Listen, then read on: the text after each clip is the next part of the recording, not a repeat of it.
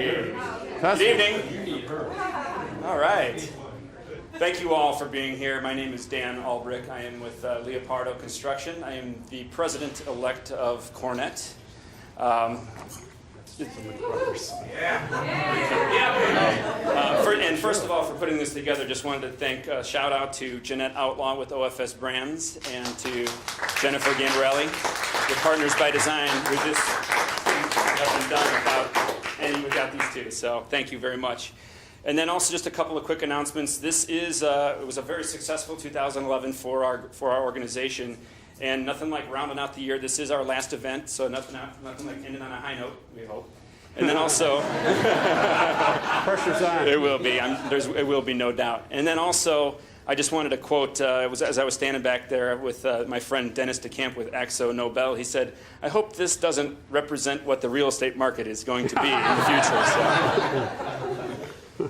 So 2012, we're looking forward to another wonderful year, and then we're going to start things off on Thursday, January 5th, with our annual holiday party. So we hope to see you all there. So look for some more correspondence on your email coming forward soon.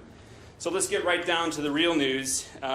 We're very pleased to have with us a friend tonight with his opening remarks. We have Dick Johnson, reporter and anchor with NBC5. But before we get to opening remarks, I'm just going to give a little bit of background on Ron Carlson, who's a registered architect, founder, and principal of Partners by Design Incorporated here in Chicago, a leading corporate interior design firm, and also AutoProgram, a software firm specializing in web-based tools for office space, programming, and budgeting. Ron is also an inventor, explorer, and instrument-rated seaplane bush pilot. In 2003, Ron traveled to King William Island. How do you say this? Nunavut? Nunavut. Any way you want. Perfect. To research and study, and has since been focused on searching for relics of the doomed Franklin expedition that departed England in 1845 and disappeared in this region. And you can find out more information. I passed out some information, including a link to his blog for some additional information on his travels. So with that being said, I'm going to turn it over to Dick Johnson. Yeah, thank you. Thank you.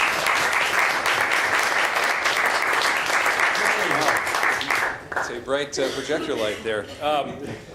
I'm pleased to be here, and I'm an FOR. I'm a friend of Ron, as many of you are.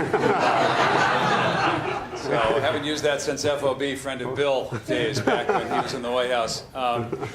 But this is a perfect setting for Ron's story. It really is. I mean, you can see the water out the windows, and he saw a lot of it this summer and other summers and will in the future. I've got a previous commitment, as I seem to say too often these days in the news business, but there are fewer of us doing more things, so I do. But I wanted to give a little overview of a story you're about to hear, and it's a very unique story. And I usually like to speak extemporaneously, but I had to write a lot of stuff down, not a lot, but a little, before we get to Ron. Just to tell you a little bit about Ron's background. Ron and I first met about a decade ago at a fishing camp in a remote lake, on a remote lake in the wilderness of Ontario, Canada. And he and I, along with 8 other guys, were staying at a camp owned by a mutual friend of ours in an enormous wilderness region known as Rainy Lake. And all of us flew commercial puddle jumpers to get there, except one of us, Ron. Ron piloted his own seaplane, which, you know, if you've never met the guy, which I hadn't, was quite an impressive entrance. Each morning he'd go up and survey the surrounding islands for wildlife suitable for the rest of us to hunt or chase. While we stumbled around chasing after what he spotted, then he'd disappear into the bush and explore. And that should have been my first clue to unlocking Ron's true passion. Actually, that revelation did ooze out, as it often does, around the campfire each evening.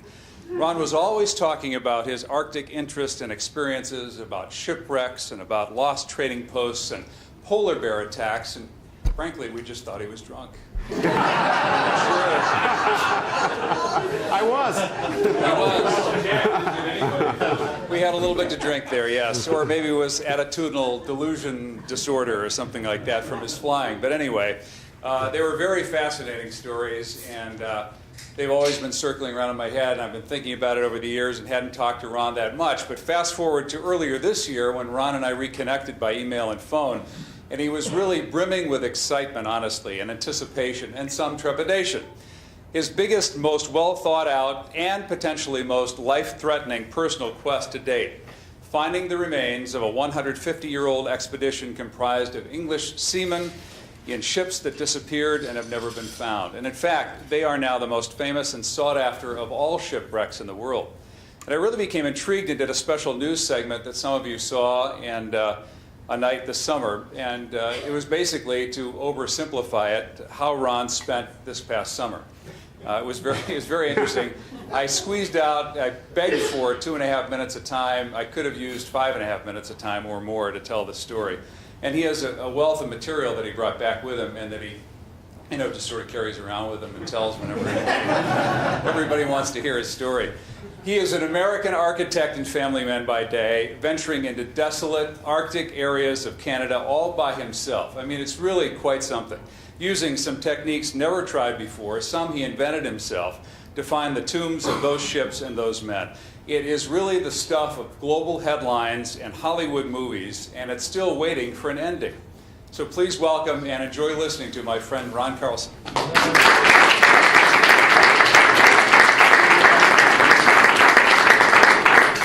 Thanks, Dick. And I also want to thank Jeanette Outlaw. I don't know if you know it, but she's the member here at the Chicago Yacht Club, and what a perfect venue, huh? So let's, for Dan and Jeanette again, if you could give a hand, and Jennifer. So before we start, I'm going to show you a lot of cool slides of polar bears and shipwrecks and all kinds of stuff. I thought I'd throw 2 words out here that thread through this entire sequence of events since I was a little guy, and the words are "what if," and we all know what if is. But my wife, she laughs. My wife Ruth, I'm what if. I'm the what if Ron. She goes, Ron Carlson, what if? Because I've come up with the craziest what if stories. I was a little guy growing up in Niles, Illinois. I lived, my sister and family lived in a little two-bedroom apartment in the cul-de-sac next to the forest preserve. Great place to grow up. I was a little guy running around in the woods and exploring. I think that's where I got it from. And when I was 8 or 9 years old, I discovered matches. I'm one of those kids. And wow, and I'd light fires here and I'd light fires there, and then one day I decided to take my act in the house. So one night my parents had the couples over late, and they're all in the dining room and jib jabber, and I'm like, wow, this would be a cool idea to go in the closet with the louver doors and light burn marks. So I'm in there and I light, and all of a sudden the fire starts going up, and it went out, thank God. And that's it. I went to bed and dreamt about what I was going to burn the next day. And funny thing is, I woke up with this awful earache, and I opened my eyes, and it was my dad's hand ripping me out of the bed, putting my face into the burn marks. But he said, what if, after the drama was over, he said, what if the door burned up? What if the apartment burned down? I mean, what if? And I was like, okay, Dad. And, I just forgot about it the next day. And many years later, as a young man, I picked up a book about a famous pilot, Chuck Yeager, who's now 88. World War II ace, probably the most famous pilot alive. And he was a big what-if guy. And, this guy had a Library of Congress of what-ifs in his head. He'd lay in bed at night, what if this, what if that, typical pilot thing. But he was up one day, and it really hit me. He was flying along with his wingman at about 30,000 feet over the ocean at Mach 2 or whatever, and all of a sudden his wingman is on the radio, and he's just getting belligerent, and it sounds like he's losing it. And Chuck Yeager had his what-ifs planned out. And he knew exactly what to say, because he knew he had about 30 seconds to get this guy down on down at oxygen level. And he pulled it off. He got the guy in a nosedive, got coherent, and he was doing the what ifs. So I'm a big what if guy, and I think in some of the things that I've done with the expedition especially, I always have my what ifs, and if I don't have the what if doesn't work out, I've got the plan C and the plan D. I mean, it applies to we've got real estate people in here, brokers, you know, you go through it every day. You're negotiating a lease, and you're on a tight time frame, and if the lease collapses, the negotiation collapses, what are you going to do? You're on a missile to a holdover. You got to have your backup plans, right? I mean, you all do it. Architects, you know, week before move-in, furniture comes out, doesn't fit. No, it hasn't happened to us, but I saw it happen.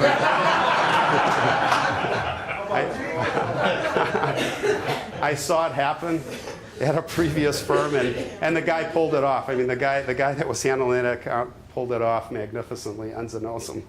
And but you know, the same with the furniture people. You got to have the what ifs. So as we go through the presentation, think about the what ifs, and as we start, there's two situations I got myself into. And one, I had the what ifs, and it was just, I pulled it off. But the other, I didn't have the what ifs. And I almost wouldn't be here tonight. And I'm not exaggerating. It would have been about a week-long, slow, agonizing death on a remote island in the middle of the ocean. So what we're going to do, I'm going to give you an overview of the historical aspects of the Franklin men and what happened. I'm going to talk about 2003. I'd been up there in 2000, 2003, and then Expedition 2011, which was this last summer. And then I'm going to tell you something really exciting, a new theory, an epiphany that's kind of gone worldwide as of Monday that I have on where the ships are and some of the stuff happening coming up. And then we'll have some time for questions. So if we could save the questions to the end, and I'll try to get through this quick. How did this all start? I picked up a book about 11 years ago. Chauncey Loomis, a famous author, wrote a book called Weird and Tragic Shores. It's about a guy named Charles Francis Hall, an American. Who's he? He's the guy that was looking for these Franklin men. I didn't know anything about Franklin. He worked with these the Inuit. He had the husband-wife team, and the difference how he was different from everyone else is that he lived like the Inuit. He wore the skins. He survived the winters. So when he went up searching for he was about 10 years after these men disappeared. He actually made probably the most progress of anyone, the soonest. So what this is all about is what's called the Northwest Passage. The Northwest Passage has been a place that's been sought after for hundreds of years as the way to get to the Far East from Europe. The standard way of going around South America is a 2 to 3 year voyage, but if someone could find the Northwest Passage, it could be inside of a year. And what they really believed at the time is up here, there was a polar open sea. How crazy, right? Of course, we have our satellites and spaceships. We know what's going on up there, but I don't know why, but they thought that. So in England, the Admiralty got together and they said, we're going to put the most ambitious plan together, and we're going to send 2 of our warships. We're going to convert our warships from the 1700s, and we're going to re-outfit them for Arctic expedition, and we're going to send them on the most ambitious voyage of all time. The ships were the Erebus and the Terror, 3-masted bomb vessels. They were converted. Actually, the HMS Terror was involved in our colonial wars, Battle of Fort McHenry. Francis Scott Key wrote our Star-Spangled Banner there as bombs bursting. That was the ship. So very famous ships. The men, commanded by John Franklin, second in command of the sister ship Terror. He was the captain, figurehead captain of the Erebus, and then James Fitzjames. So John Franklin, he was kind of a little bit over the hill. He was more the figurehead guy, signature for the expedition, because he fought with Nelson at Trafalgar many years before. He's involved in a lot of famous battles. He had some Arctic expedition experience. They thought he would be a good guy to lead this thing. But the real leaders of the expedition, if you were to pick one, would be this guy, Francis Crozier.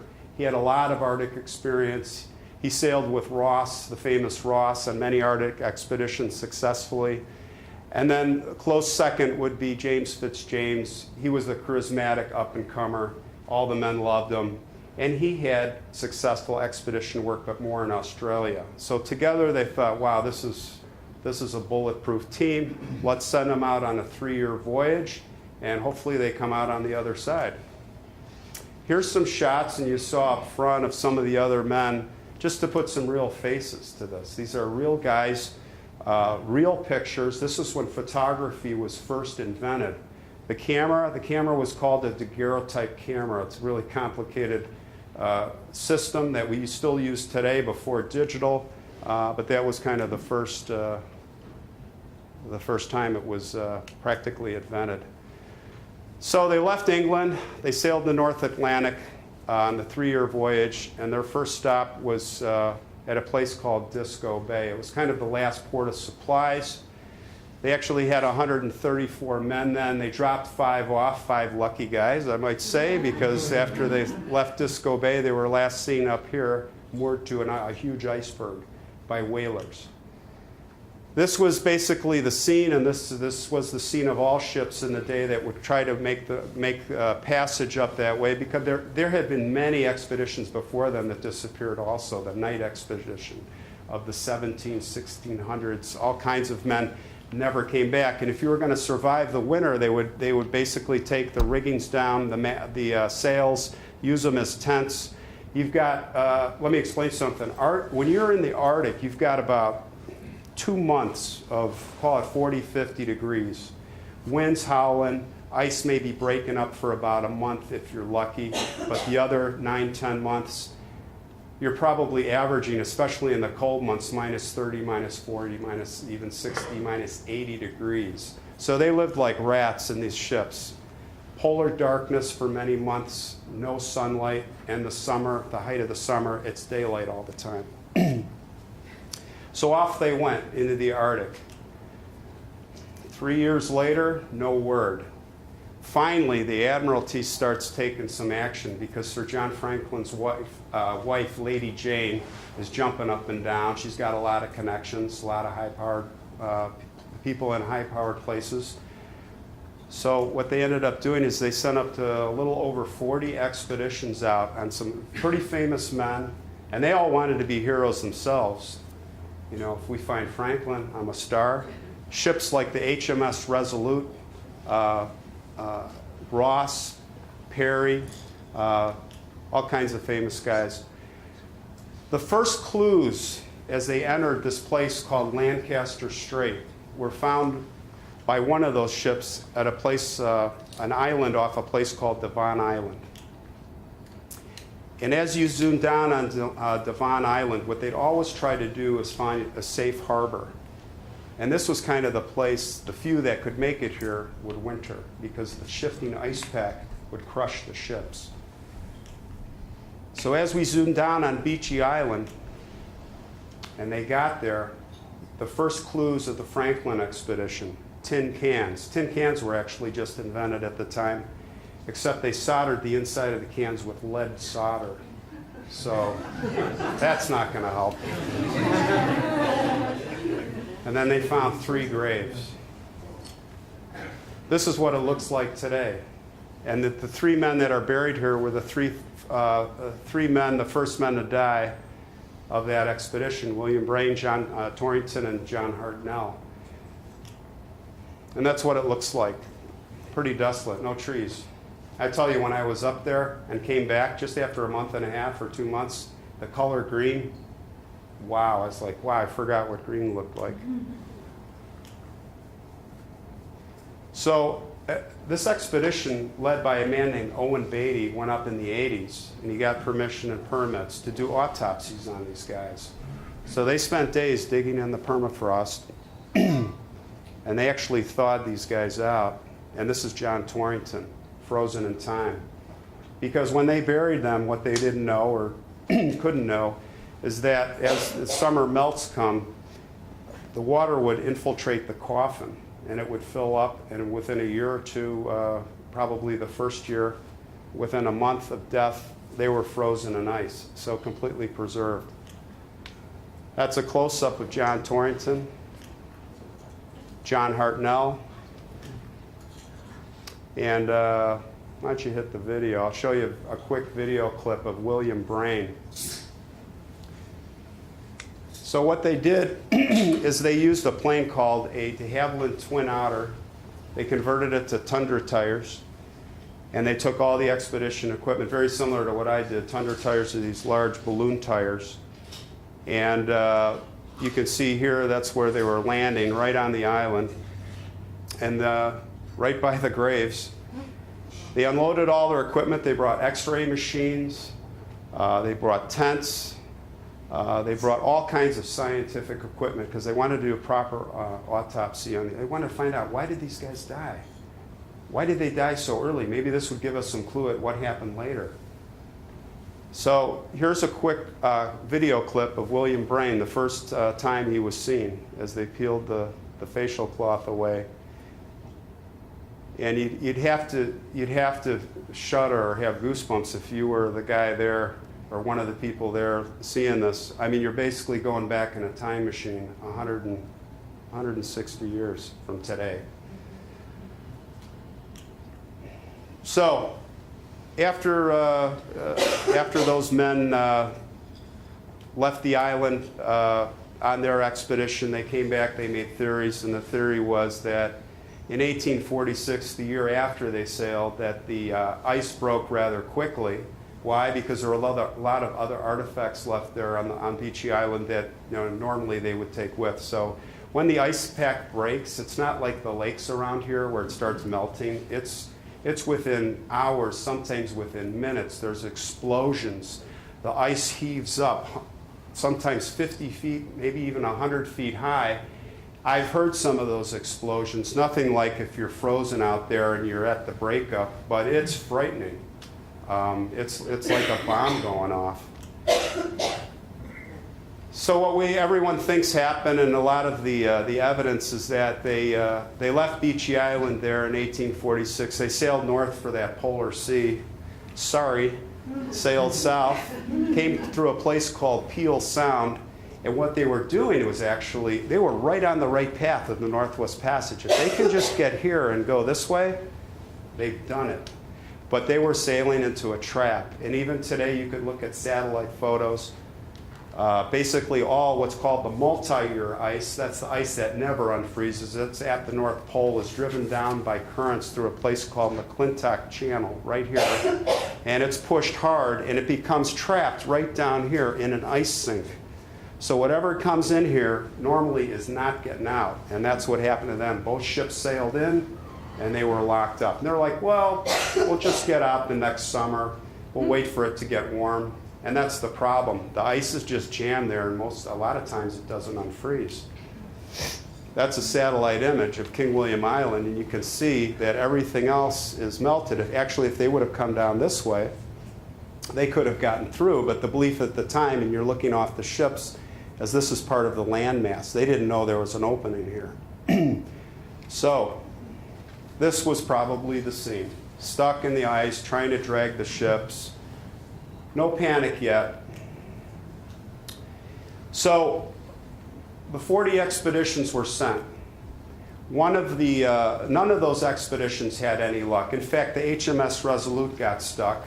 It was abandoned. It was there for 3 more years, and the Americans found it. It had drifted 500 miles south near Greenland. The HMS Investigator, another famous ship, got stuck. They were coming another route to try to come in and do a pincer search. So a lot of men died, but this guy, Leopold McClintock, who was hired privately by Lady Jane Franklin because she was frustrated after 10 years or so. Nobody's having any luck. And the thing he did that was different is he took a little ship. It was called the Fox. Much smaller ship. It could kind of pick and move and get through the ice. And he actually got very close, and they did an overland expedition. He had a partner called Hobson, and he sent Hobson around the island one way, and he came up from the other way. And guess what? At a point right up here, they discovered a copper canister with a note. And the note was written by the men of the Franklin expedition. It basically says, hey, everything's all well. Here's the time, here's the date, here's where we're at. Franklin commanding the expedition, all well. But what is haunting is if you look in the margins, came back a year later, and someone else made another note, and that was Crozier. Franklin's dead. Here's when he died. We only have 105 men left. A higher ratio of officers. A lot of officers are dead. Why is that? Probably because they were eating all the canned foods. My guess. And we're getting the heck out of here. We're going to abandon these ships. They're not coming out. We're going to hike out of here. We're going to drag our lifeboats. We're going to march south. And we're going to row 500 miles up the back river. No problem. Hunt as we go, and we'll be okay. Well, what they didn't know is that King William Island is not only the whole area of the Arctic is desolate, but King William Island is even more desolate. Rarely will you see caribou. Rarely will you see muskox.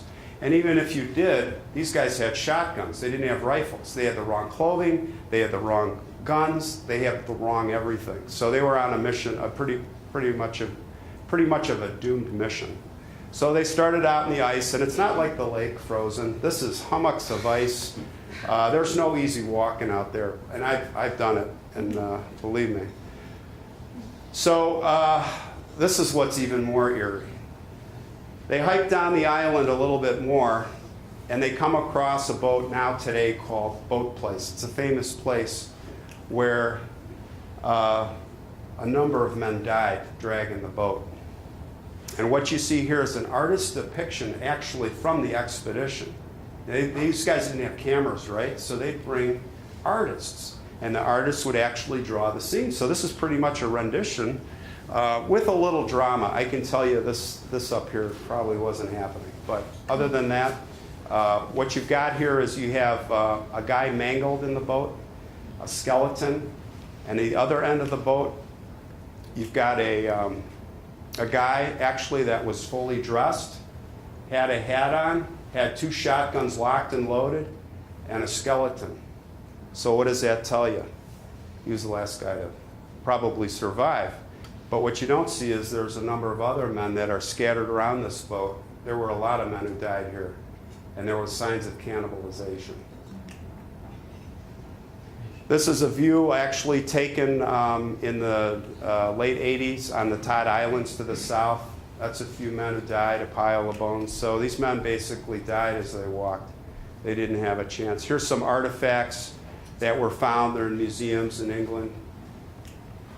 And again, you can see here, wool gloves, no Under Armour, the wrong kind of boots, the whole thing. So anyway, what got me into this is, wow, after reading all this, I'm like, ships haven't been found. A lot of the men haven't been found. What about the ship's logs? What about Franklin's tomb? Wow. Franklin's tomb, yeah, the Inuit testified back in time through the ancestors that he was buried in a tomb and covered. So that got me wired up because, hey, I got a seaplane. I can get there. Well, it's really not about getting there. It's getting there and getting out because you got about a month to work. The only way to get up there, they bring supplies in August, late July is with an icebreaker or a ship, and then you get out. So it's a pretty big expedition if you don't have a seaplane or a platform like me. And the other thing is, I go solo, I keep it small, try to keep it simple. So I went up and I did some work up there in 2000. I started learning my way up there. I didn't just go, hey, I'm going to go all the way and dive into it. There was, polar bears, tides, a lot of crazy stuff up there. So in 2003, I did end up purchasing a side scan sonar system. My goal was I had some theories on where the ships could be as they drifted in that ice sink south. I brought an inflatable Zodiac boat in my seaplane with the side scan sonar, and the way that works is you got the boat and you're dragging a towfish. It's got a computer in it, and the cool thing is it's actually taken like a 3D image of the bottom of the ocean. It's almost like you drain the ocean, you're standing in the tower, and you can just see everything, shades and shadows. So it's not a lot of fuzz. It's basically pictures. So,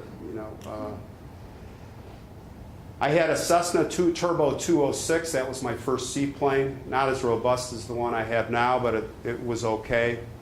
That's me basically parked on the ramp at Thunder Bay going through customs, refueling. The next stop was Pickle Lake, Canada. That was about a 2.5-hour flight north from there. This is actually a forest fire fighting plane. every time I've gone up there, there's been huge forest fires. Now up north, you can't really, I call them tundra fires, but there's just fires going constantly. My next flight from Pickle Lake was to Gillam. Gillam is an area where we're starting to get close, pretty close to the Arctic Circle now. The trees are starting to go away. And this is where I made my first mistake. And I will say on the what ifs, this is where I had the what if. In the Cessna 206, all the fuel is stored in the wings. This is at about 11 p.m., 12 midnight. I've been flying all day. I got a little lazy, and I had the kid who rolled the drums up with the portable fuel pump do the fueling. And I was like, all right, see you tomorrow. Tell me how much I owe you.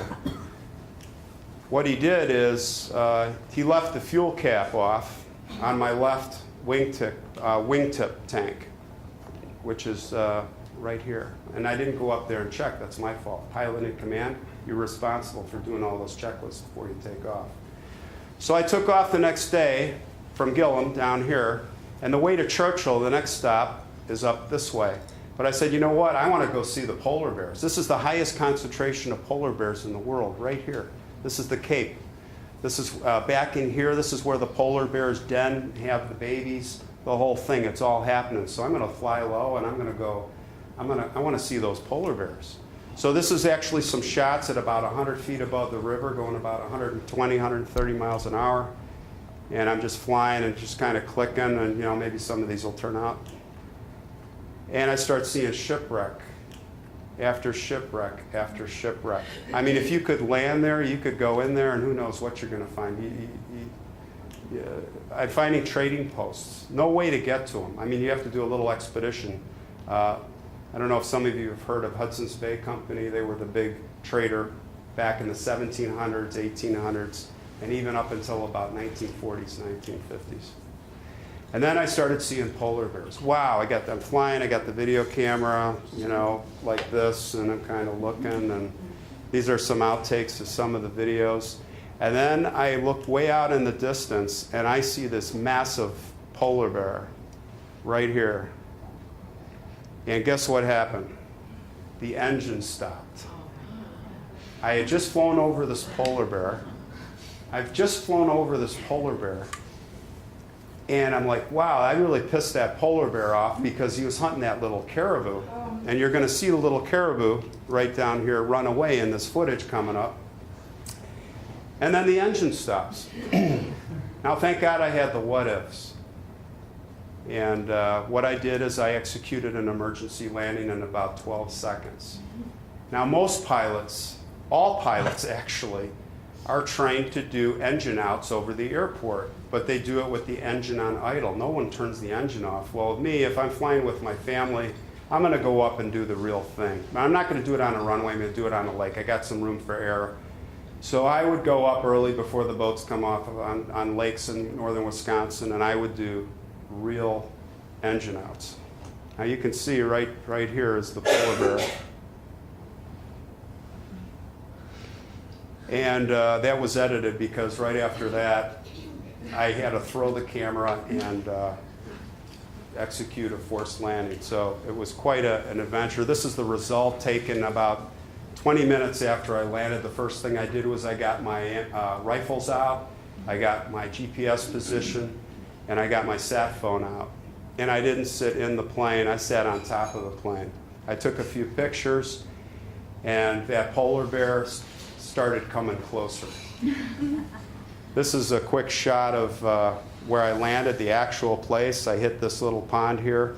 And the reason I'm showing you this slide is because you see these brown lines? Thank God those are there. Those are like old beach ridges. This is the ocean here, Hudson Bay. This is the actual beach of the ocean. And these are from hundreds, thousands of years ago, old beach ridges.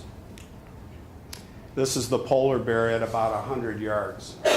What I had to do is I had to shoot with my shotgun what's called cracker shells. They're silencers that have like an M80 explosion. That's timed to go off at about 50 yards. You don't want to shoot behind the polar bear because then he's coming at you. So I was able to keep him kind of at bay.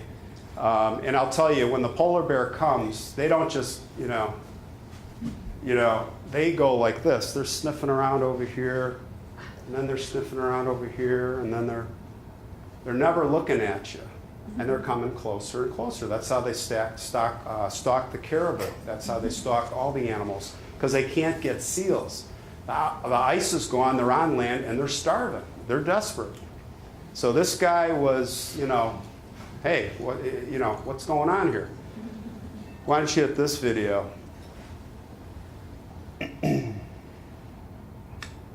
So I did take a little footage here on the ground. That's the polar bear out there. Now this is early. It took about an hour and a half for him to come. And he's, hiding. He thinks he's hiding. They're white.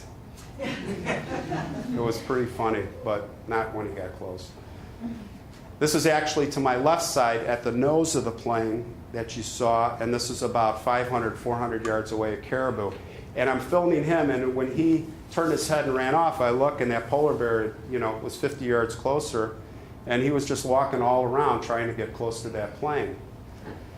So finally, I had called search and rescue, and Canada sent a helicopter out to pick me up. So in the meantime, I had the plane secured. I got everything I could out of the plane, because the polar bears like to tear the plane apart. My biggest fear was leaving the plane, coming back a day or two later, because I had to figure out how to get it out, and the polar bears would tear the heck out of the plane. They love to eat snowmobile seats. You leave a snowmobile out, and they tear the foam off, and they eat the foam. They love the foam. So, I wasn't taking the seats out of my plane, but it was a rough few days. But I did come up with a strategy to get the plane out. We came back 2 days later. The plane was intact. This actually is Parks Canada. This is Louie, the helicopter pilot.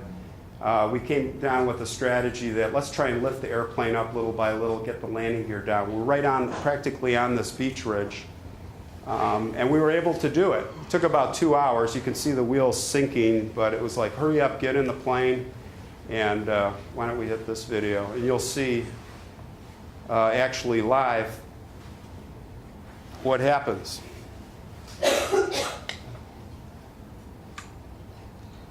The Tundra is, this was in early August, and the Tundra, actually it was mid-August, so the Tundra had some stability to it. If I would have been a month before, you'd go in about this deep. And if you go in June, it's like just water and swamp. Now you can see right here, there's that beach ridge, and I get on that, and I've got the elevator all the way back, I've got the flaps down, I'm doing what's called a short field takeoff. Get those front wheels up, get them up, get them up, get them up, because they're going to, and there it is. And I just get off the ground and get out of there. They followed me back in the helicopter, and the trip, I was back on my way. So where did I go? I went to Churchill, of course, pretty cool stopping point. Took some pictures, checked out some of the action there. That's actually the Prince of Wales fort from the 1700s. This is an ammunition bunker. Plane crash. I mean, there's stuff all over the place, from war, from the Cold War. The stuff is just left out there. Plane crashes, shipwrecks, crazy wildlife. Beluga whales. This is in the Churchill River. I landed in the Churchill River. These beluga whales were coming straight at me, and I'm like, what in the heck am I doing? And I watch them, and they're coming, and I'm like, I'm standing on the float, holding on. I'm like, this is it. And all of a sudden, boom, they go down. And the water's muddy. I don't know how, it must be the sonar they use. And they went, boom, behemoths right under the plane. I could see these white, foggy shapes. They knew exactly where I was, had no problem. But the takeoff was a little tricky, because they were calving the young in there, and I had to be really careful. And of course, the polar bear. Everybody wants to hear about the polar bear, right? Well, there's plenty of polar bears. This stuff about the polar bears. Oh, they're threatened. I mean, there are so many polar bears up there. Trust me. And it's not because of what I saw. I saw a lot of polar bears. I'm talking about what the Inuit. They are shooting. They have the rights to. They're killing polar bears left and right. No bag limit. And they can't kill enough polar bears because there's so many polar bears. So polar bear in a zoo. This is the polar bear in the zoo. Cuddly animal, right? Not. Polar bear is a killer. You've got the black bear, kind of a pussycat. You've got the grizzly bear. That's a big step up, but they're not going to kind of come and stalk you all the time. They're going to kind of shy away. Corner the mother with the cubs, you're in a world of hurt.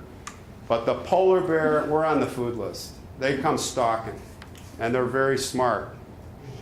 This happened while I was up there, 150 miles away in Arvia. This unfortunate guy was sleeping in a tent, and the polar bear came in the tent. And if you don't have your rifle ready, locked, loaded, and on the ball, this is what's going to happen. I didn't even, there's other pictures I didn't put on here. His face was pulled all the way down to his chin. He had no face. He had to hold his face up and crawl because he did kill the polar bear.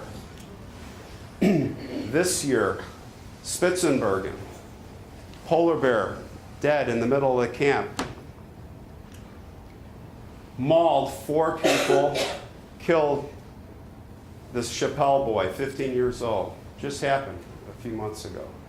So they're very formidable creatures.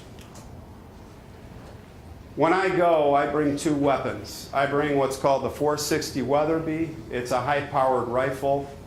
It's for elephant and Cape buffalo. Not taking any chance. When you can tell when I do things, I go all the way.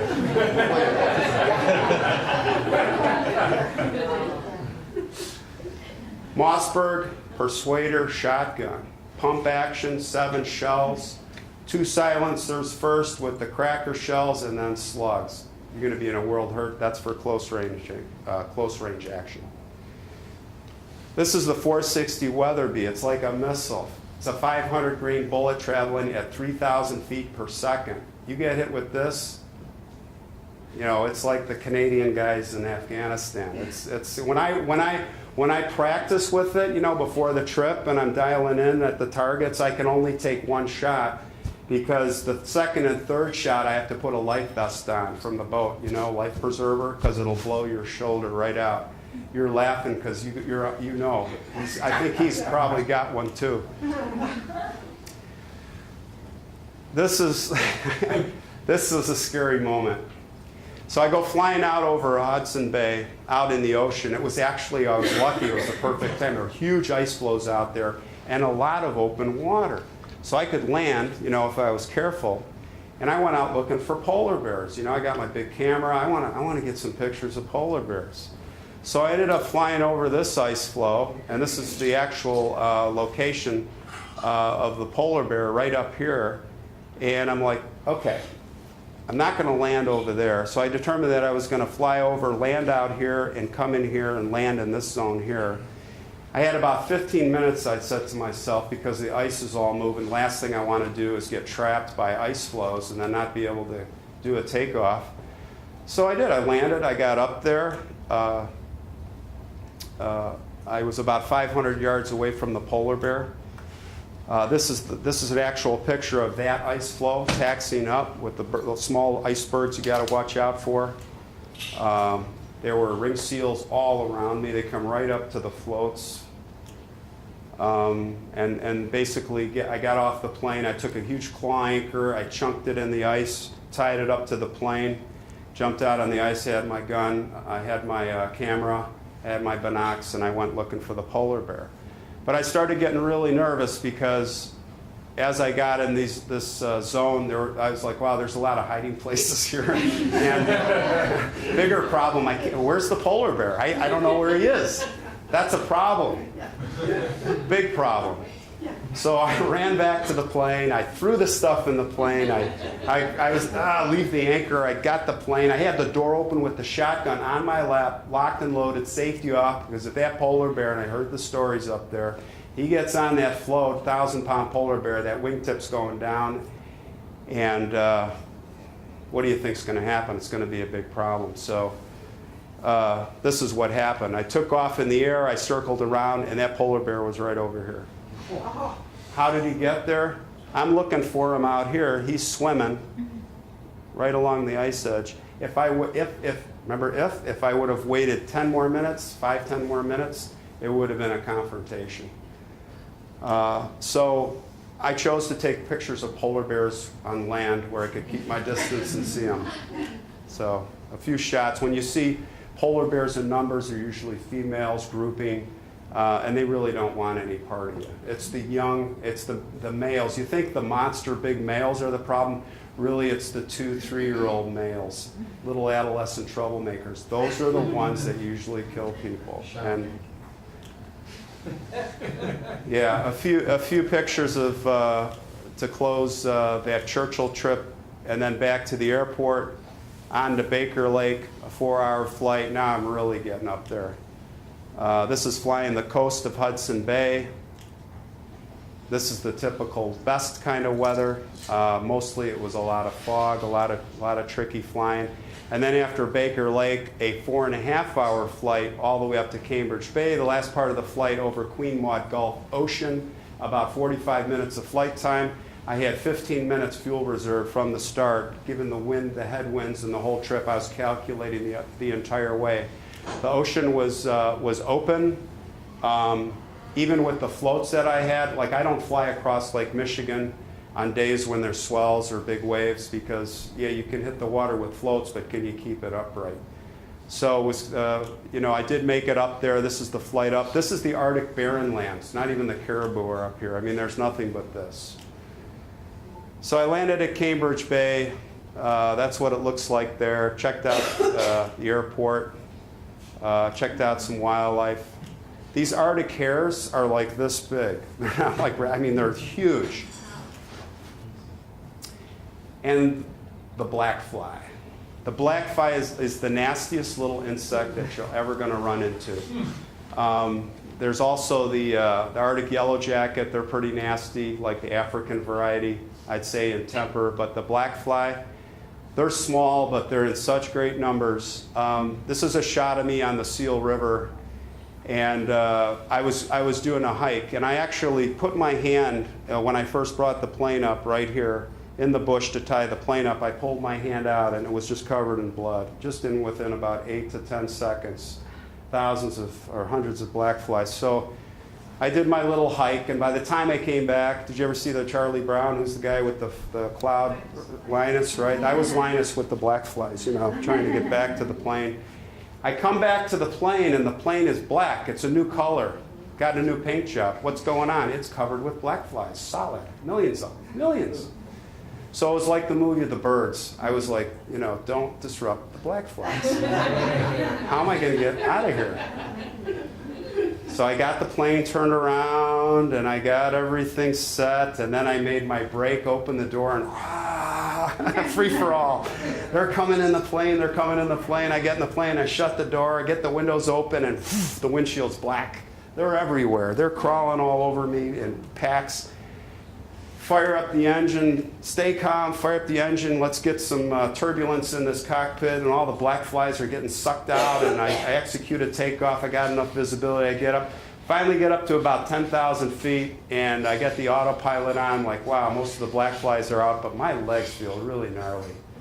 I look down at my hip waders, and I peel them down, and they're this thick, about a 1/4 inch thick of black flies, dead. They were all crawling and just attacking down my legs the whole time. Luckily, I pulled the wool socks over my pants. I would have been in a world of hurt.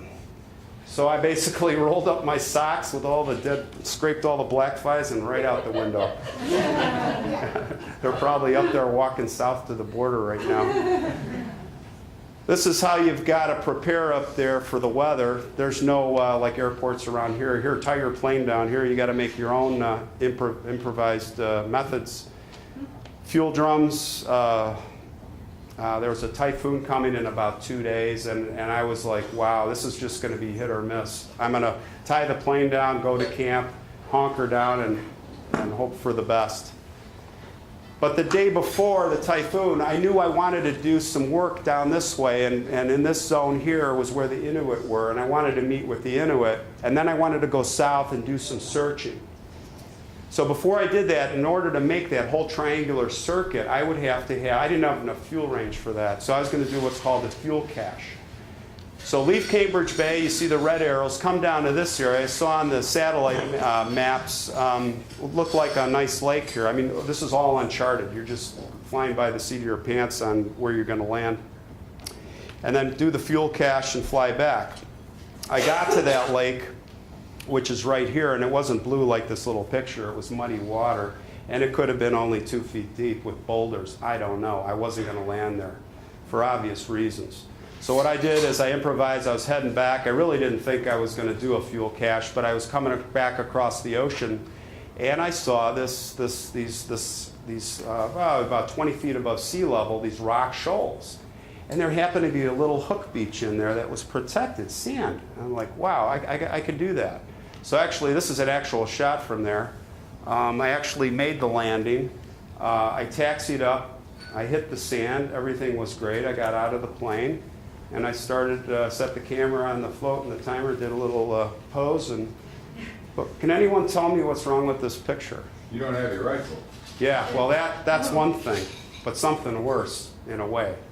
There's something that's really odd afoot about this picture. I'll tell you what it is, tides. This is only about 20, 30 feet above sea level here, at the highest point. How could there be a waterfall coming down? The tide was going out. The plane wasn't tied up. It was here after the fact, but when I came up and got half the fuel up from this position, I looked back and the plane was gone. It was out here getting sucked out in the tide. I don't have to tell you what would happen if that plane disappeared. I've got no sat phone, no water. It's all salt water. I've got no food. I got a typhoon coming the next day. I'm going to get washed right off this island. I'm a dead man. Well, I got out there, I had insulated chest waders on, luckily, and I got a lot of leakage in there, and it was like razor blades hitting my skin, but I was able to slowly pull that plane back. And I had about, another 5 minutes, another 3 minutes. That would be it. I'd be swimming, and then I'd be swimming for my life, and I would be swimming. I came back up, and the drama wasn't over. It got worse. Why? Because the tide's going out. Look which way the plane's tied up and pointed. I come back down to the plane, and I said, boy, the plane looks kind of weird. It's like sitting out of the water. Oh my God, how am I going to get out of here? So I got in the water, and I'm just shoving the floats, and I'm pushing it laterally sideways, and I finally got the plane turned around facing the orientation of where this picture was taken from. And the vanes were cut, I got in the plane, I'm like, I just got hope for the best. I pulled the rudders down, the water in the back, I shoved the power all the way up to takeoff power, pulling back on the yoke and kicking right. And I finally got that thing just to miss these rocks and get out here. Taxi out, no problem, got back. But again, what if? You gotta, I wasn't thinking of the what ifs. Remember the landing that I did? I had prepared for, I had the what ifs. I didn't do the what ifs there, and I would have been stuck. This is a picture of Joa Haven. So I finally did make it to Joa Haven where the Inuit are. I parked my plane. I met some of the Inuit. This is basically what it looks like there. They live pretty traditionally. They're supported by the Canadian government. At the time, there were about 600 Inuit there. I think there's about 1,000 now. And just a few pictures from 2003. Here's an old-timer bush pilot who came in. We compared some notes. He shared with me some things he saw, and I kind of laughed. I said, oh, yeah, whatever. And then I actually got to know this guy. His name is Louie Kumakuk. Inuit, lives in this house, caribou skins on the clothesline. I kid you not, I ate beluga whale and caribou on the kitchen floor. That's the way they eat, just right. You don't have a table, you eat right on the floor. And I was ready to throw up. But I got through it. I had to get through it. So I got stuck there for about 4 days. This is the weather. There's no flying in this. I finally got out of there. I said, time to go home, I had done some sonar searching. I got the Zodiac out, and when a bowhead whale came by me, it scared the heck out of me. I thought he was going to flip the Zodiac. I'm like, you know what, this is too small. This ocean's too big. I got to think of another way. So on the way back, I actually saw something, an anomaly on the ground. Because when you're flying in the plane up there and you're looking down, it's kind of like the moon without craters, those pictures of the moon, you know? Everything, you know, any disturbance you can see really far off. So I landed in the lake about a quarter mile away from there. I hiked to it and I found a tomb. Don't know who this is, don't know what the time period was, but I was sharp enough to stick my hand in there with the camera and take some shots. Bullet hole in the back of the head. The guy was murdered, whoever. Pretty interesting. I'm going to get back on my way. I got in the plane, and the alternator light goes on. No power. The farthest northest point on my trip, and what ifs? I had my backup GPS system, handheld with batteries to spare, and batteries to spare after that. I had vacuum instruments, and the engine runs off magnetos, which means it doesn't rely on the battery. So if I had enough engine, or the plane's battery, if I had enough power saved in there, and I use it judiciously, then I could use it for getting the landing gear down and up. But basically, the entire flight home, I had to fly home with everything off, master switch off, with the handheld GPS system. And I can tell you there were a couple of legs where I was at 12,000 feet on top of thunderstorms, flying instruments through the attitude indicator, and it was pretty nasty. So in 2011, which is this last summer, I went on another expedition, kind of a continuation. And the reason I waited so long was for two reasons. One was we had in 2004 we had a son, and it wasn't a good time to leave for a few years. But in 2010, I saw on the internet, somebody called me and said, hey, did you hear they found the HMS Investigator? That was one of the ships looking for Franklin. I said, no, I got on the internet, and who do I see? I see my friend Louie Kuma, and I see a Zodiac boat, and I see side scan sonar with Parks Canada. And I'm like, that's great. You know, this guy for the last 6 years has been carrying on my work. No wonder he didn't email me back. So that got me really fired up. Here's a few shots out of water of the HMS Investigator. No mystery about the Investigator. Those guys, all but 3 lived. They knew where the ship was. It wasn't really a big, big deal. So again, that's the Sir Wilfred Laurier. That's the icebreaker that for 6 years not only was doing that, they were doing what I was doing with the side scan sonar in all the areas I was going to look with Louie. So that really got me fired up. I said, okay, is that the way it works? Okay. So in the meantime, I kind of upgraded planes. The 206 was tough because I couldn't really take much of a load. So I said, you know, if I'm going to kind of laterally move maybe a little bit up on a plane, I'm going to get the tank. I'm going to get the Alaskan Bushplane. It's a 7-passenger plane. I can put anything I want in it. And it's not very fast, but it gets the job done. Very, very reliable. It's typically configured on floats. The floats have land gear that, again, retracts up. But I thought that on the last expedition, there was a lot of, I wanted to do more of an approach of looking for Franklin's tomb. So I elected to go with a Tundra Tires configuration. I outfitted the cockpit with my computer up front, extended fuel tanks in the cabin, wingtip tanks. I had about 6 hours of fuel range now. I could really get out there. And the plane flew faster because it didn't have floats, it had wheels. And my theory was this. I said, I came up with this approach. I thought, you know, I was looking at this, thinking about John Torrington and him being a frozen ice cube. And I thought, you know, if this whole mass here is kind of like an ice cube, then I was looking at this picture of the HMS Investigator gravesite, one of the 3 men who died there, and I thought, you know what? This area has to probably be on a warm Arctic summer day, the sun's coming over. It's got to be just a little colder than the tundra around it. So what I did is I purchased a thermal camera. The thermal camera is so sensitive from 10,000 feet, it can tell you the heat differential of not 1 degree, but 0.1 degree. So it would definitely, you'd think it would do that, but I didn't know. What if it didn't work? What if? So, being you know who I am, I got to go all the way. I got the landscapers to dig a hole in my backyard. The neighbors thought I was nuts. This guy's building a grave. What's going on here? But actually, if I covered it with gravel, waited for the 2000 for the spring, and it actually worked. It paints colder. That is the tomb.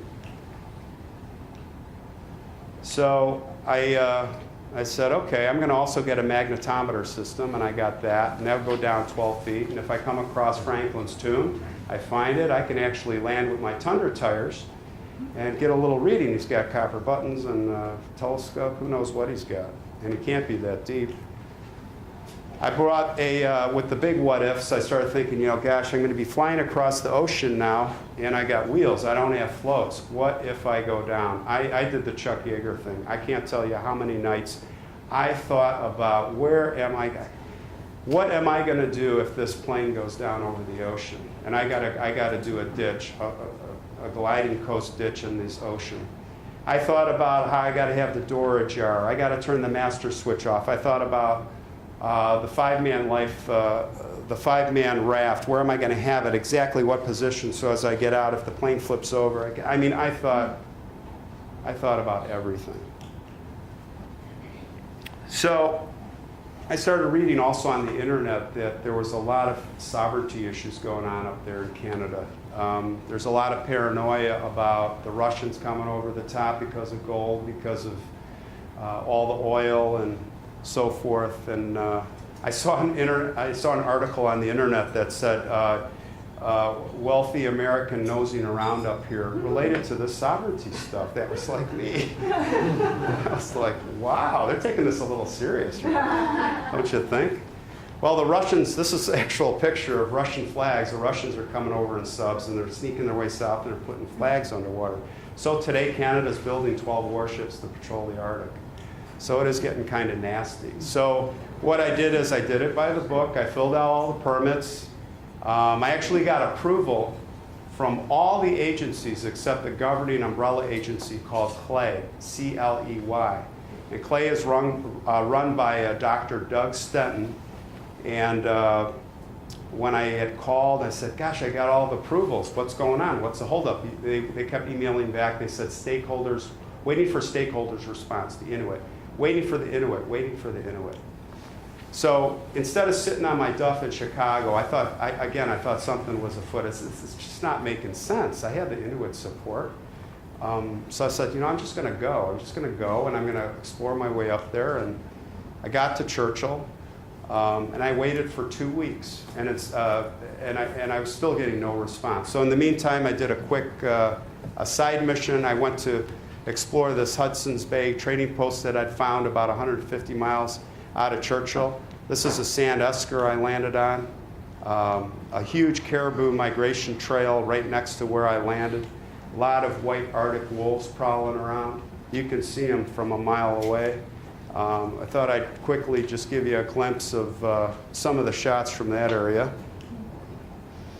I don't sleep in tents, as you know, from the prior pictures. Crossed a lot of rivers, made a 6-mile hike. Here's some artifacts from the trading post. Closer look. Even the butcher scale on the counter, the cellar, upstairs, the stove. So it was really kind of neat to go back and see a lot of this. So I almost ran into trouble here because as I was hiking back, for one thing, on the exact same path, I noticed these footprints. They were about this big. And at first I was like, grizzly bear here? That's an Arctic wolf. You can see my glove there. And I look off in the distance and I see a white wolf, and I look and, they're like checking me out. And then I'm soaked to the bone. I've already hiked 6 miles. It's not like a 6-mile hike around here. I'm going through swamps. I'm like beat. Now I got to walk back 6 miles. I get about 1/3 of the way back, and the temperature drops like that, 20 to 20 degrees above zero from like 45 to 50. Snow squall, and I'm soaked. Now I'm starting to get towards the end of the hike, a little bit hypothermia. My back is starting to cramp up, my upper back, because of that, and I'm drinking as much water as I can. I'm like, I got to get back to the plane. Finally get in the plane, and again, on the what-if scenario, I had luckily put out fresh clothes, so I could do my takeoff, get in the air, and do a change of clothes right away, like as I was flying. So I got back to Churchill, and I'm like, you know what, I'm not waiting anymore, I'm just going. So I flew up that Baker Lake thing, landed at Baker Lake, there's the airstrip, refueled there, up to Cambridge Bay, we know how that works. I'm a little earlier this year. Here's some shots flying over the ocean as it's just about to melt. Here's one of those ice leads, that smashing, explosive sound that I was talking about. I heard it from, no, I didn't. And that's when I parked in a pretty nasty landing approach. You got to be pretty much very on your instrument approaches here, because you're almost always landing with fog. So I went to see the Inuit. I'm like, okay, I'm going to go do that. So same place, same location. So many years later, I meet with the mayor, I meet with the council, and they're like, huh? What expedition? We never heard about your expedition.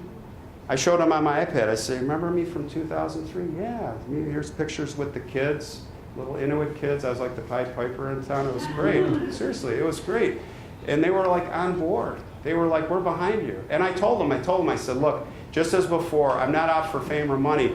Anything I find is going to you. I don't want the Canadians to find it. I want this for you. We find the ships, they should stay here. We find Franklin's tomb, stays here. Let's get some tourism going. So it was all good. I was so excited. What do you think the first thing I did was? I call, Canada, hey, good news. And this is what I get within hours. I tell them, I got the Inuit approval. You are rejected. You are declined. Wow. So I'm like, I was depressed at first, but I thought, you know what? Hey, now I'm free. I leave the thermal camera back at camp. I leave the magnetometer. I can go fly around because I'm a tourist. And that's what I did. I got that Tommy Bahama shirt on and got up in the plane and I did some flying. And the first time I took off using their fuel, thank God I didn't take off because the fuel was a third water. Water and fuel, water and engines, it doesn't work. The engine doesn't work. So I spent the whole day having to sump my fuel systems out and get the water and do a whole new filtration technique. And I'll tell you this, when I was flying across the ice pack, it was a whole different mental picture now. I'm just listening to that, every beat of that engine, thinking about the water. And there is no place to land with those Tundra tires. I was thinking, man, I wish I had those floats. Even on the ice and hitting that, remember that picture where I got on the ice floe? Even if I hit that, I got the floats. I'm gonna get out of the plane. But with the Tundra tires, this is at 5,000 feet. It looks really nice here, But when you get down there, those are lakes. Those are huge chunks of ice. There's nowhere to go. So as I got over King William, I started doing a lot of exploring. I got very low altitude, and I was looking for anomalies. And this is one anomaly I found that might be a tomb or a disruption, something that was done by humans. And I didn't land and check it out because I was kind of sensitive with the Canadians watching me. So I didn't want to cross the line. So I did some more flying. Here's some shots: King William Island, polar bears. And then I flew over a really interesting area of where this boat place was. But it wasn't where everyone said the original boat place was. And I think I may have found another boat place, another place where guys died, because I found an anomaly. I circled it. I flew lower. I flew lower. I flew lower. And I found scattered in certain areas here what looked like either sledge or boat parts. So I flew back to Cambridge Bay. I got on my blog. I was really excited. I wanted to post the pictures. I posted them. I was getting all kinds of feedback. And then I got this. Threatened with jail time. Dr. Doug Stenton, you do that one more time, we're coming for you. You're going to jail up here. So I was like, all right, I'm out of here. I better call it quits on this mission. I know what's going on. I need to retrench, get back to Chicago. And basically, this is a few pics of going home. Forest fires flying over those. So here I stand, after all that. And what had happened in the meantime since between then and now is a lot of media coverage, a lot of controversy. Of course, because I blogged it, the CBC picked it up. They interviewed me after I got back. They interviewed me for a TV news article, radio, and actually that NBC, Dick Johnson got it. Actually, CBC and NBC have a connection, and they share. So Dick Johnson was in my office ready to film the interview, and he got an email on his BlackBerry right there that, from CBC, his contact, that said, "Do not use any of our materials. Our story, radio TV, has just been killed by the government." So Dick Johnson's like, "I didn't see that email. Let's go." And then it was on TV. And kind of coming towards the end here of the presentation, Sunday after Thanksgiving, and there was an epiphany in my mind. Since I left the island, remember those pictures of the shoreline and that boat place where those men died? They were all on the boat, the guy with the shotgun. I always had said is like, why did they stop there? Why did they die there? And I finally came up with a reason. And my reasoning was this, is that they were all abandoning ship. They were dragging the boat south. And that point, because I was there, I happened to notice it's kind of like a corner. I call it Hell's Corner. And it's really the point of which you would leave seeing the ships for the last time as you go down. And these guys were in retreat. So they'd gone down, and maybe the ice pack that year started doing that rupture, and they're like, "We got to get back to the ships and sail." And they were rushing back. How do we know that? Because that boat was pointed back to the ships. So the theory is they were trying to make it back. And why there at Hell's Corner?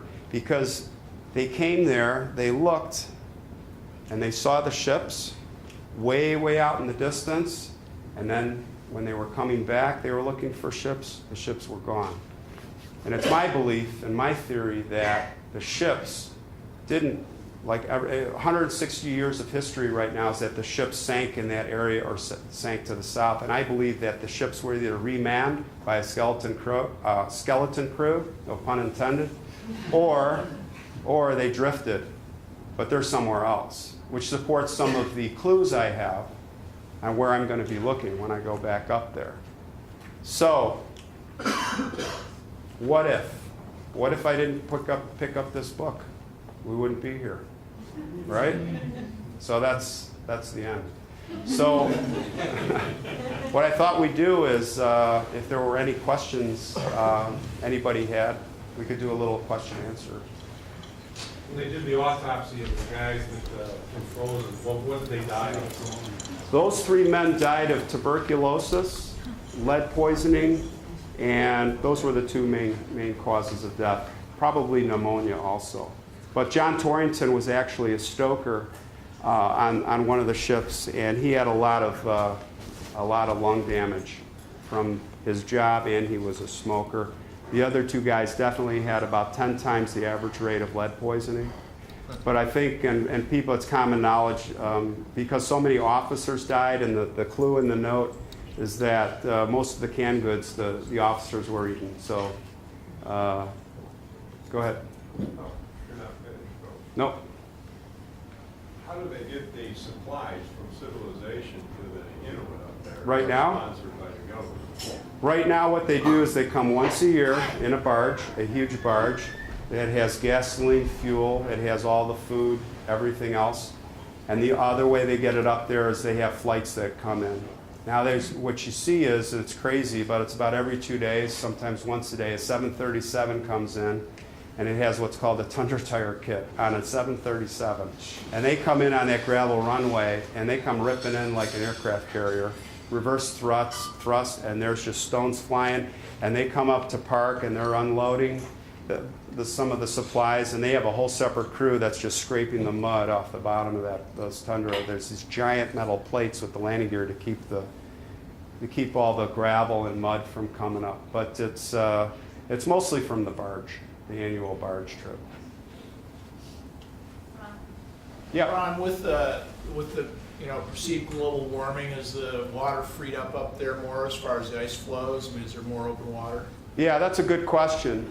It really just varies from year to year. I can't say as an expert because I haven't gone every year, but I can tell you this: when I went, I was there in late June, mid-June, late June. The ice pack hasn't even broke. And when I was up there in 2003, I was up there in July or August. There was no ice. So what I was told by the locals, the Inuit, and some of the local Canadians was very late spring. It was freezing. There was ice. Again, tons of polar bears, tons of I can't comment if that's the pattern, but I didn't see it when I was up there at all. In fact, the opposite. Go ahead. Ron, what do you think the reason for the Canadian kind of holding back is? Is there anything they're hiding or anything that... Well, I really believe it has to do with sovereignty, and the reason I do is because if you can all go whenever you go Google Arctic sovereignty and start looking it up, and there are several articles on the paranoia that they have with it because of, and I saw a lot of this when I was up there. There was a lot of gold mining and a lot of upcoming oil exploitation. And supposedly there is receding, I can't say I don't believe in climate change, but there is overall an agreement that there is some receding ice going on up there, so there's more access. And what's happening, and this is like that flag you saw underwater, the Russians are coming over the top. The U.S. does not recognize Arctic sovereignty. Even today, they do not recognize it. We haven't had a national incident since 1980, except for me. But other than that, it's pretty much a sovereignty issue. And you can look it up on the internet. They're building the warships right now. They're absolutely, and they're afraid that if it even says that finding these ships, you can look it up on the CBC and the Harper administration and the spokesman, whatever minister says, we need to find these ships for Arctic sovereignty. So in 2003, I go up there. No one really cared. I start looking for the ships. I come back. And in the 6 years or so afterwards, boom, boom, boom, they're like frantic to find those ships. Why? Because they feel that if someone else finds them, I don't even know if it's about me, if someone else finds those ships, it's kind of a slam against, those Inuit hamlets, they're all completely government supported. What people don't tell you is that in the 1950s, they took those Inuit out of, for example, Joa Haven or Cambridge Bay. They practically flew 5 families up to Resolute, and they dropped them there and said, "You can live here. We'll come back in 2 years." And many of them died, and Resolute's still there, and it's a very angry crowd up there. There's a lot of resentment. But that is a picket line, government-supported picket line of people for Arctic sovereignty. I can stand here and tell you that there are no jobs other than the gold drilling, which happens off-site, 200 miles away from an Inuit hamlet. They'll do some from Cambridge Bay. That's a little port, but a lot of these hamlets, there's nothing going on but government jobs. There's nothing. I mean, what are you going to do? The fishing's, they're not doing really the fishing, or, they're doing their traditional hunts and their things, but it's really a big sovereignty issue. Go ahead. I have a couple questions. Okay. One is, I don't understand how it's possible for your face to fall down to your chin. Well, I'm not going to try it, but I can tell you that he's not the only guy that's happened to. That's happened to other people with grizzly bears, and you don't want to see the pictures, but it's happened. Yeah. Yeah, but does the skin rip? Stretch out? You'd be surprised. Your face is like a mask. It'll come right off. See Face Off? Anybody else? Go ahead. Go. Oh, you had two questions. My I'm other sorry. question was, Yeah. how did you find out that the shotguns were loaded? Well, I didn't. That was another expedition who found them, and they reported that the shotguns were locked and loaded when they found the boats. Today, if you go there, there's just little pieces. You know, scientists have come to that place, not the place I photographed. There's where that was, and they basically collected everything and analyzed it. So they testified that it was. I'm sure they didn't shoot them, but they probably, hey, here's a load in here. And typically, Ron, do they preserve the site if they do find something that's new? That's what's sad is they really, you know, that's one of the things I blogged about. I wish they would just leave it alone. It's so desolate, you can't get there, and the few people that do get there, I believe, would respect it. But they just take everything away. They take cannons from the Prince of Wales fort. I was in Churchill, and the locals were complaining. I mean, locals that have been there since their ancestors were traders. And they say, yeah, we see the Canadians come in, the government, and they take cannons, and they take them to Ottawa to the museums. All this stuff that, and that's my big beef with, you know, trying to help the Inuit is, I think a lot of that stuff should be in Joahaven. I mean, Roald Amundsen sailed through there. He named Joahaven after his boat. I mean, that's a famous, but there's no, you know, it's all taken away. It's all, even the headstones, those headstones that you saw at Beachy Island, those aren't the original headstones. Now, you know, in that case, maybe, you know, they'd rot away to nothing, and then you're like, yeah, it's probably better off in a museum. But why not a museum there? Not there, but why not make the people go see? That's part of the territory. You go up to see to Joahaven, and you see a museum there with all this stuff, and then you can go see whales or go see polar bears. You know, it's all part of the experience. Yet no, they ship it all off to Ottawa. And I'll tell you this: if I find the ships, there's going to be a whole process on how they get, how they raise those ships and who gets it. You know, Clive Cussler, if any of you know that author, he went through an unbelievable ordeal on the HMS, or not the HMS, USS Hunley, a Civil War submarine. And of course, he went all the effort. He was the one who found it, and then the government moves in to take it. You know, so my big beef up there is, you know, I want the Inuit to keep it, and it should be for them. And then maybe they could have an economy, a real economy, and not end up in some museum in Ottawa. So, good question. You know, one of your pictures had a bunker, you know, from the days at of the old. fort? Yeah, and I'm thinking, Yeah. why would they have it? Well, that was no, it's a good question. That actually, the position of that bunker was at the mouth of a river, and it's called the Churchill River. That's where all the beluga whales were. And on the other side of the river was the fort, so they could crossfire. They had a cannon. I didn't show you in the picture. Next to that, there were 2 or 4 cannons that they would. What's funny about that fort is it was invaded and taken over in one day. There's a very famous guy named Samuel Hearn that was in charge of that fort. He carved his name in the rocks there, and I took pictures of that. It's on my blog from 17 something. I can't remember the date, and it's there. You could stand there and touch it where he carved his name, and all these sailors would come there. It's called Sloop Cove, and they tie their ships there, and they would all carve their names in the rocks and draw pictures. It's really cool. If you go to my blog, I documented all of them. So, you had a question? Yeah, regarding the questions of the site in its natural state. Right. If you're going to search for cannibalization, as I know it is, Right. you've really got to disturb things. Or Right. You've got to, Right. let's say, remove and change the conditions. Correct. What, Well, the bones that they found, you can basically look at it and you can see the knife marks, and that's typical of that type of situation. So, you know, do they have to take them back to a museum? You know, I guess it's kind of a double-edged sword. It's a tough situation. You love to go there and see it, but you know, you got weather. You've got, you know. Well, I'll just take one thing. No one will know. Everybody does that. It's gone. So. I was concerned that the Canadian government had any interest in it. Oh, absolutely. They've got it It's so all. hard. It's so hard to get a permit up there for anything. That they make it that hard, as I understand it. Well, they make it hard so they want to do it all. Right. Yeah. And then they're going to find also. Right, right, So Ronnie, Go ahead, Eric. let's say that you find the tomb, right? right.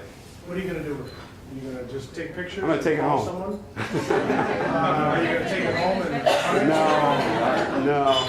Well, you know, if I found Franklin's tomb, I'm not as interested to like peel the handkerchief back and Yeah. see his scary face. I really want to find the ship's logs. And I think there's a good chance the ship's logs are there. And if you get a good archaeology team and all the restoration and all the Well, technology that's up my to point, but you would yeah. call an archaeological team. Oh, and- yeah. Yeah.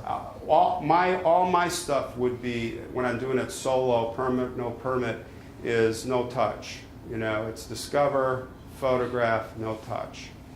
But then, don't tell anybody where it is. I got the GPS position, keep it a secret, go back, put a team together, and go back and do the excavation work, if it's something that's valid, something to do. Same with the ships, you know, I don't know what the process is going to be, but I can tell you this, and following again back to the Clive Cussler scenario with the Hunley, you know, once you give the GPS position away, it's over. So you really have to hold that deer and get everything worked out, legal teams, permits, because there's wolves everywhere. I was even told in 03, there's wolves, you know, don't talk, the wolves are waiting. Everybody wants to be famous, from the Inuit to the locals to whoever. They're going to take whatever you tell them and they're going to run with it. They're going to steal it, they're going to use you. You got to be really careful and keep your mouth shut and be stealth. And that's treasure hunting in general. You know, there was a famous wreck in Ecuador. I forget what the ship was from the 1700s, filled with gold. And the team that wasn't from, and it was actually off the coast of Ecuador, right? You may know this wreck. And I think it was an English team or a foreign team found it. And they finally found it, they documented it. And then a local guy who'd been looking his whole life far off said, I found it. And he still didn't know the location, but he was like, he knew, because you know these guys were going out at night with their ships. Because they knew if they went out on the day, they would say, oh, the ship's over there, that's where the wreck is. But everyone, you know, everyone wants to, you would be surprised, the aggressive tactics of people to, even with me now, to get information, what I know, how I know it, is unbelievable. You got to really be wary. So we're talking amongst ourselves, sorry. Yeah, I can. Anyone else? Go ahead. No, I was just going to, if there's anybody else, any final Yeah, comments? any questions? Well, thanks for coming, everybody. It was fun.